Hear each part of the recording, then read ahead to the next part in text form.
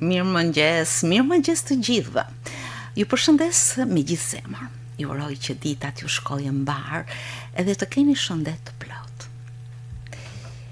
Metamorfoza, kjo vepër e famshme e Kafkës, në kuptim plotësinë e saj, në aktualitetin që ajo transmeton pavarësisht se është shkruar më se një shekull më parë, i ka frymëzuar nxënësit e gjimnazit Osokuka për të bërë përshtatjen në dramatizimin e saj.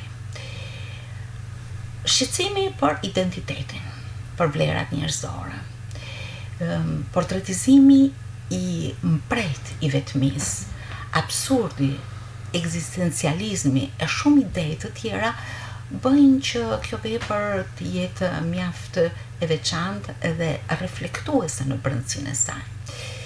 Edhe kështu nxënësit Amar Fishta së bashku me skuadrën e tij artistike, Ajra Baja, Amina Jasini dhe Adisa Bërdica, kanë realizuar përshtatjen e dramaturgjisë duke selektuar pjesët më domethënëse sipas tyre për të shprehur këtë ide të shumta që transmeton vepra. Unë i kam ftuar sot në studio sepse për te çdo detyrimi shkollor, ata kanë realizuar diçka që e kanë ndjerë me shpirt duke e shprehur artistikisht.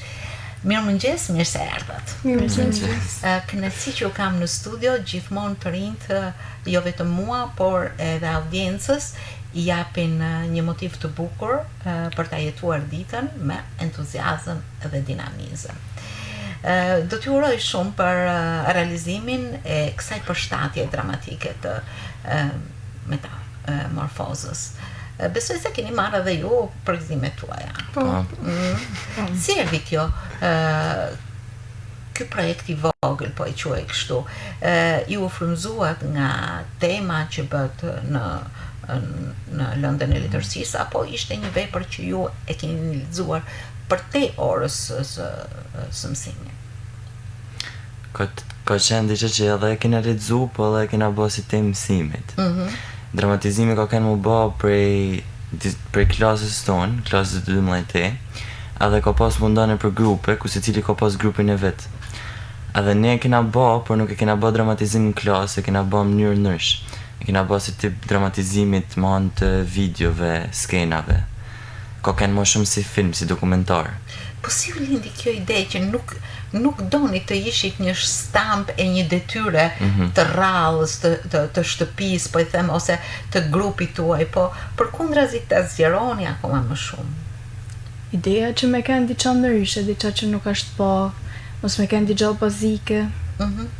Me sjell një ndryshim, një risi të re. Pse ju frymëzoi kjo vepër? Ka të bëj pak a shumë adoleshencën deri diku, janë tema fajit, frika, emocione.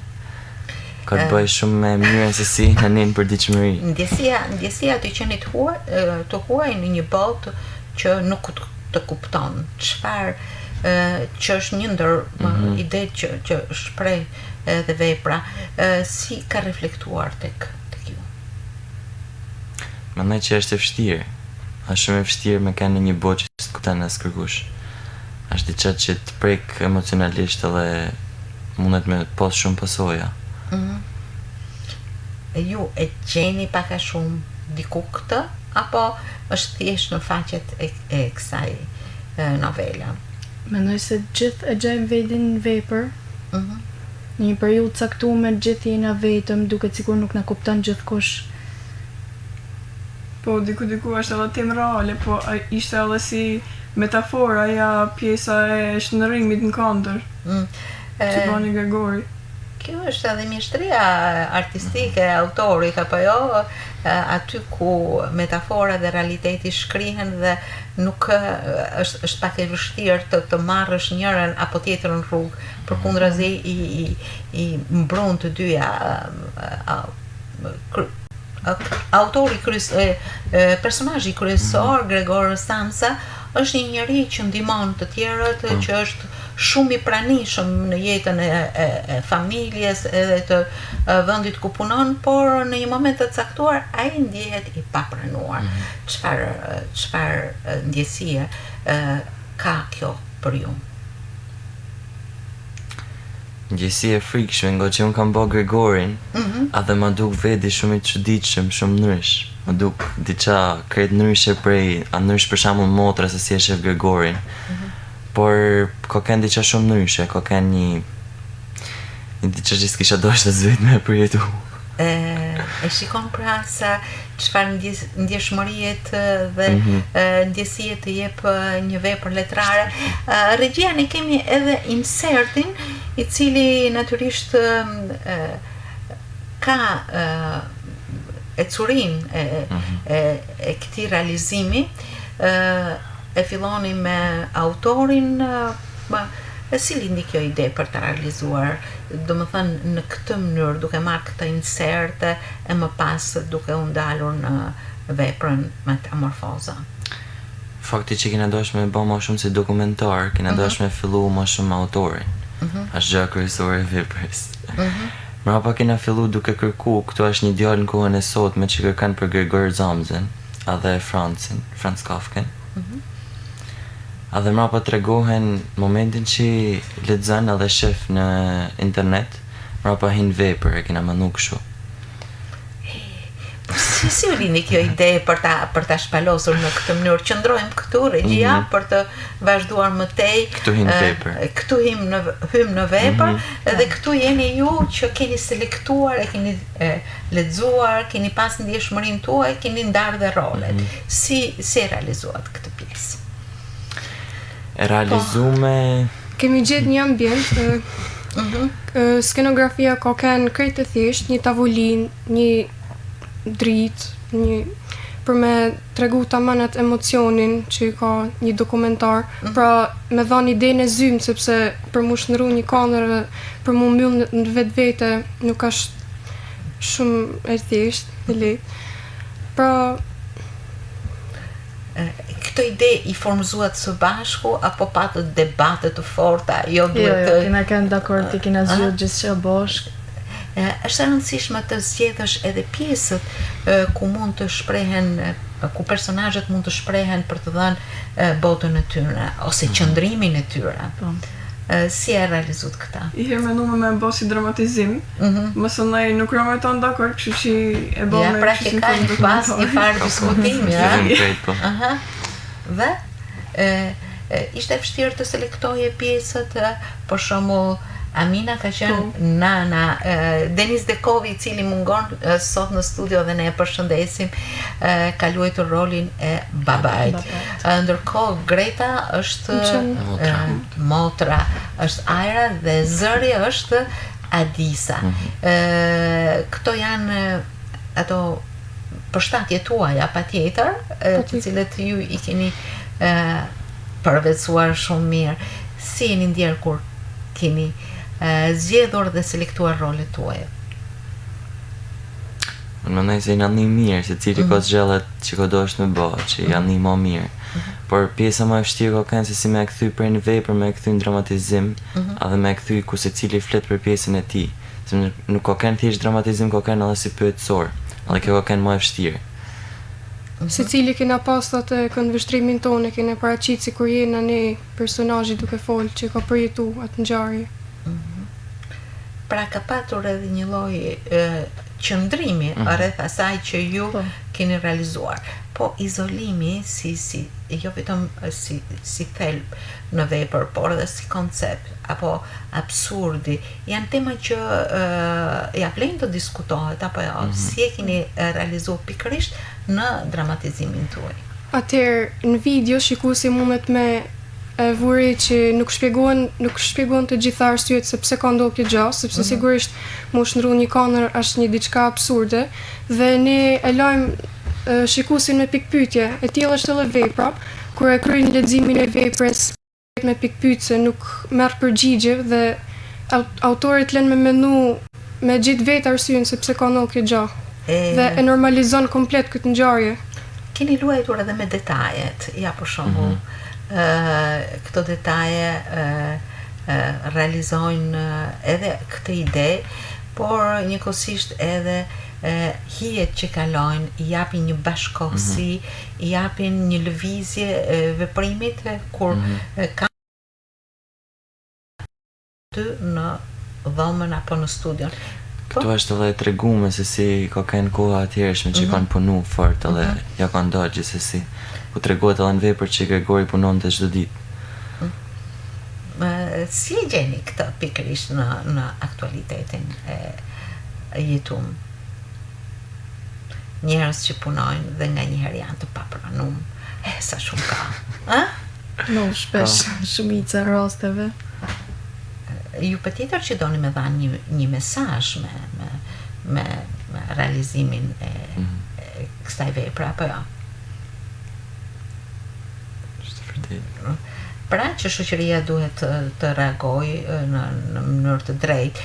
Mirë, si e realizuat me kamerën, me ndriçimin, me insertet, me pjesët që ju keni vendosur në gjithë ecurinë e videos? Kena gjetë një dhomë edhe një dritën e kishte ajra. Edhe morë një të vullu. Ka kene mjetë rrethënore. Dritën e kishte ajra, sa gjë e bukur. Ndërkohë që po Ishte shumë gjatë thjesht. Me një kamerë telefonit. Po. me një kamerë telefonit. Gjërat që janë të bukura dhe me pasion bëhen edhe thjesht edhe shpeshherë edhe lehtësisht apo jo. Ju e keni realizuar një kohë të caktuar patjetër. Brenda një dite, Brenda një dite i kena bota në Po. incizimet. Regjistrimin. Ndërkohë që montimi ka qenë diçka tjetër pastaj. Po, normal ka qenë pak më e vështirë, sepse dosh një përshtat të na shkrimet, pjesë që kena marrë të gatshme. Ju vrapuat që t'ja dërgoni mësuesës dhe klasës në ditën dhe orën e caktuar këtë video. Shikoni që kur diçka ju frymëzon apo mirë, si u prit nga nxënësit dhe mësuesit apo mësuesja? Edhe më mirë se e kishim menduar, u vlerësu me shumë. Edhe normal na kënaqi kjo gjë se kena punu për një atë punë. Kjo ka qenë një angazhim plus, se na kena edhe angazhimet e shkollës. Diçka që kena bë me dëshirë normal. Edhe se cili të erdhi si bum, se thanin që është kjo nuk e prit as kërkush që ne me bë diçka të tillë, sepse tanë pretendoshin me bë diçka në klasë. Ju e mbajtët sekret, deri në atë kohë. Dhe kjo ju frymëzonte edhe më shumë. Kjo ju frymëzonte edhe më shumë për ta realizuar. Po ku ishte kjo dhomë? Në klasë apo diku tjetër? Jo. Ja, kena gjetë thjesht një ambient të për shtëpisë të marrit. I përshtatshëm. Bukur, po ngjyrat janë shumë atraktive, do të thosha. Dritarës. Dritarës. Kjo është shumë interesante. Nuk keni gjetur një insekt të çfarëdoshëm, të neveritshëm, siç është, po keni gjetur një flutur. Apo ne kemi një përvojë shumë të madhe sepse ju jeni shkollë me aktivitet të bukur, artistik, sportiv, social. Nuk është hera parë që kena publiku, edhe kena bërë që më pa prej tonëve, po kështu dramatizimesh të vogla brenda klasit i bëjmë gjithmonë, i bëjmë shumë shpesh. Kena marrë pjesë edhe në për aktivitetet shkollës, edhe jashtë shkollës, edhe teatr. Pra, nuk është hera e parë që ju viheni përballë një skene, qoftë edhe ekranit, kameras, për të realizuar atë prirje apo pasion që keni, apo jo? Në çfarë aktivitetesh keni marrë pjesë?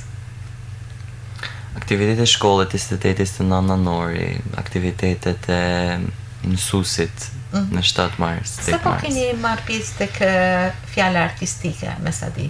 Te fjala artistike ka kanë para javët, para 2 javë, diçka e tillë.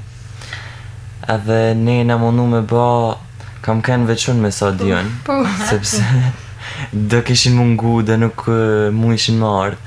Edhe kam bë një pjesë të teatrit, që kam bë në teatr vjetë. Ndërkohë që me teatrin ju keni një ecuri të veçantë, apo jo, Amina? Unë ma shumë marrën me anën e artit me pikturin, se sa me teatrin. Amari ma shumë marrët me teatr. Ndërkohë që vajzat e tjera dhe nxënës të tjerë janë të përfshirë në shumë aktivitete që shkolla zhvillon. Gjithmonë çfarë hapësire ju jep kjo pjesëmarrje? Na bën me provu mundi më të lirë. Të jep mundësinë me shpreh prirjet e tuaja. Të cilat janë në një farë mënyrë mund t'i keni Lidhje me artin. në lidhje me artin. Po nëse letërsia është një nga lëndët shumë formuese, besoj se keni marrë shumë prej saj në formimin tuaj? Është vërtet. Për shembull, tek fjala artistike apo tek dramatizime? Edhe në dramatizime edhe në fjallë artistike, po çdo vepër që mësojmë letërsi na jep një mesazh shumë fort, që kanë bëjë edhe me temat aktuale që jetojmë sot.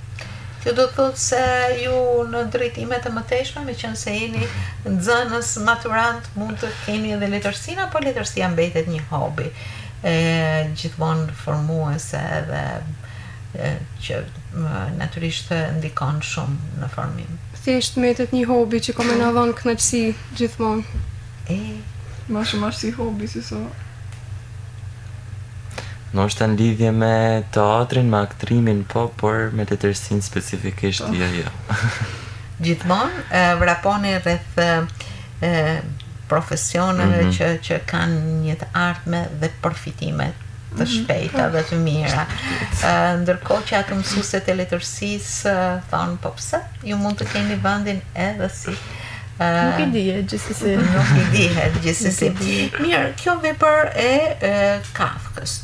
Mendoni se është një vepër që jo vetëm jep mesazhe të fuqishme, por shpeshherë jeton me njeriu pavarësisht se është shkruar shumë vite më herë? Po, është një vepër universale, pra gjithkush në të gjitha kohrat mundet me gjetë vedin, sadopak një fragment vogël ose nëpër të gjithë veprën. Si duhet sipas jush të reflektoni rreth të tilla ndjesive apo ideve që ju i gjeni pikërisht në libra, jo vetëm në lëndët e shkollës, por edhe jashtë saj? Unë mendoj që Franz Kafka trajton tema shumë të fuqishme, siç është ankthi, vetmia, faji, familja. Edhe unë mendoj që sot janë bërë shumë aktuale këtë tema, sidomos ankthi, depresioni. Janë bërë shumë aktuale dhe duhet secili me gjetë vetin në një mënyrë. Në momentin që trajton këtë tema nuk është thjesht me lexu, ndoshta e njeh vetin shumë afër dhe të bën mu liru me shfryr emocionet tuaja. Është diçka shumë pozitive. Apo jo? Ndoshta pikërisht në këto ide dhe shumë kuptim plotësin e veprës që nuk është thjesht një vepër për të lexu edhe për të kalu një periudhë kohe, por edhe për të reflektu, gjejmë shumë vlera të cilat na vlejnë jo vetëm për sot, por edhe për shumë kohë më pas. Natyrisht ky realizim nuk është thjesht një detyrë, është një shkëndi pasioni e juaj për ta kthyer atë çfarë ndjenin në një vepër të vogël artistike, plot dashuri, dhe për t'ia transmetuar të tjerëve si mesazh i fuqishëm që reflekton së brendshmit tek secili. Dëshiroj t'ju falenderoj shumë që keni mundur pikërisht të kapni anë të veçanta të kësaj vepre, nuk është e thjeshtë, apo jo? Por më në fund jeni ndjerë të çliruar dhe mjaft të kënaqur. Keni marrë vlerësi me nota maksimale, e bët për notë apo për... Falenderoj më shumë se zhvjollën, se çdo gjë na ka ndihmu për çdo material, për çdo... Po ja, kështu është bashkëpunimi. Frymëzimi i gjithçka që kena bërë. Kjo është shoqëria kur të pranon edhe të mbështet dhe në të kundërt është diçka tjetër. Apo jo? Dëshiroj t'ju falenderoj edhe një herë dhe t'ju uroj që frymëzime të tilla të keni gjithmonë në vazhdimsi, në mënyrë që